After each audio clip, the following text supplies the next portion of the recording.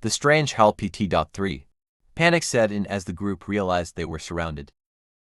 More figures emerged from the darkness, each bearing unsettlingly familiar faces and twisted features. Lena's mind raced as she recalled her grandmother's warning. Skinwalkers mimicked their prey, using their voices and appearances to sow confusion and fear.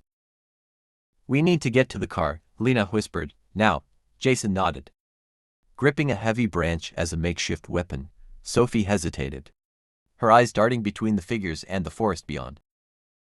The three of them backed away from the fire, the flickering flames casting monstrous shadows on the trees.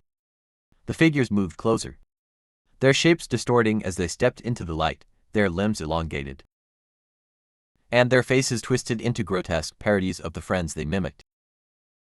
The real Mike was nowhere to be seen.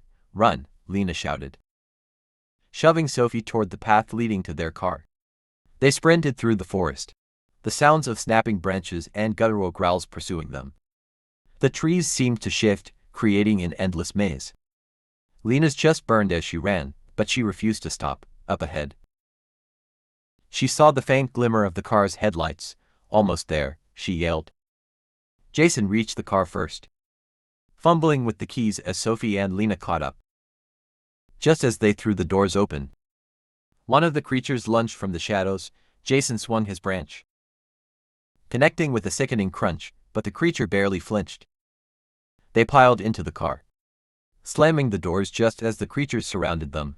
Jason turned the key, and the engine roared to life. He floored the gas, the car lurching forward as the skinwalkers clawed at the windows. As they sped down the dirt road, the creatures vanished into the darkness, their glowing eyes watching from the tree line.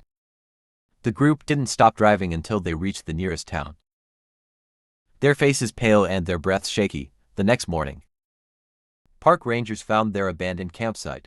There was no sign of a struggle, but the rangers reported finding something chilling: hoofprints large and unmistakably circle the extinguished fire.